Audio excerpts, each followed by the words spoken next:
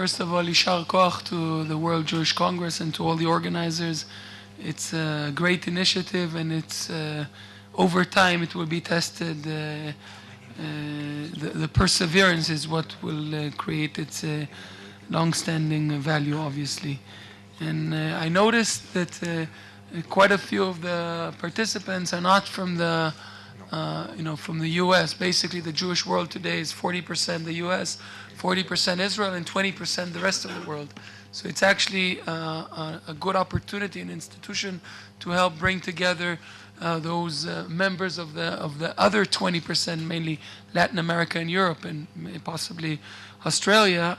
And obviously in Israel and in the U.S. we have stronger institutions that bind together the Jewish community. Obviously in Israel this institution is the state, and therefore the World Jewish Congress has an important, and such organizations have an important role in those places where the Jewish community is much smaller, less organized, with less resources, and so this is one role that we can play. There was a lot of discussion here for good reasons about the whole questions of diplomacy and foreign policy, and obviously I'd want to possibly make a comment about that.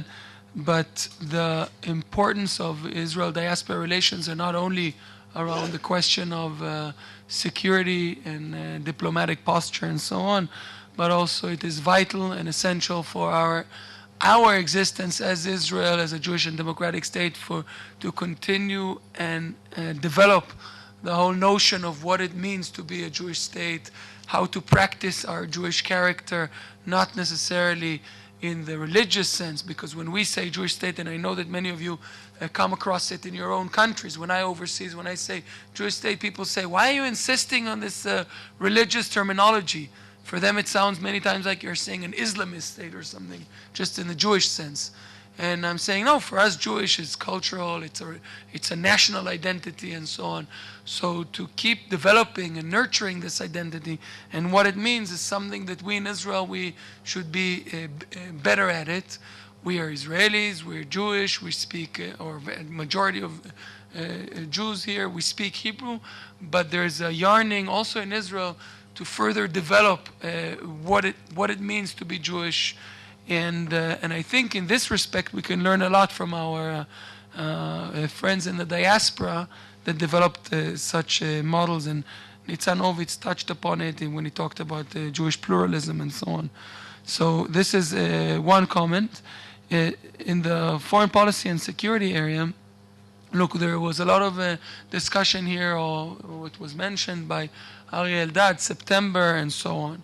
So the question is, what is September, that I thought of relating to, and I very much agree with what you said. We're not, we should engage in dialogue and definitely not see our Jewish friends overseas as foot soldiers of Israel, because, again, the question is, what is Israel?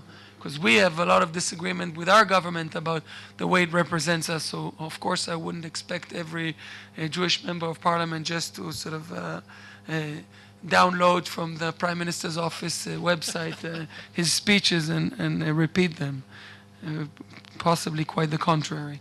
So what is September? September, in our respect, it's not a single event of Palestinians trying to achieve statehood via the international organizations, but rather it is part of a process that did not start in September, will not end in September, and will not happen only in the UN, which is trying to create a diplomatic reality, or coerce, or trying to let the international community basically make decisions and statements about the diplomatic reality via a series of international institutions.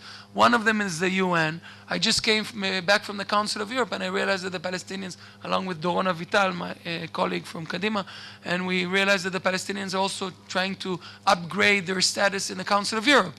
So it's an entire sequence of activities that are trying to create leverage for the Palestinians in the international community, pressure on Israel, and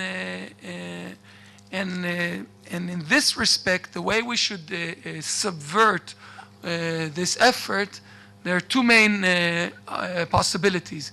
One is obviously to allow the diplomatic process to pursue in a credible way, mainly with via dialogue, not only with the Palestinians, but with our main allies, the European Union, of course, the U.S. administration. That will basically subvert and render it the whole process meaningless. Any credible continuation of the diplomatic bilateral process between us and the Palestinians. And secondly, we can also negotiate with our allies the text of the September decision. And some September decisions should not be vetoed by neither by the U.S. and should possibly also be supported by Israel. For example, some of us say that maybe in our march towards a final status solution, we can move forward via various interim steps. For example, the roadmap defined that stage B of the roadmap is Palestinian state with provisional borders. Maybe if a September decision will pretty much define this stage 2 and say, well, Palestinian state with provisional borders, any final borders will be agreed upon by both sides, that can actually be in our favor, because for the first time those interim steps are acknowledged by international bodies. So what I'm saying is September is a process. September can be a good thing, it can be a bad thing, it won't end in September, and it requires a lot of dialogue and a lot of strategizing in order to decide how we should go about it. And Shai, 30 seconds, one last comment. The regional changes are in some respect also putting us in a better position, because the human rights discourse and international law and all of that, which are great things that have developed in the international community post-World War II, have been over the past decade or two used against Israel as part of the delegitimization process, part of delegitimizing our right to defend ourselves using all of the human rights discourse, which is started as a good thing.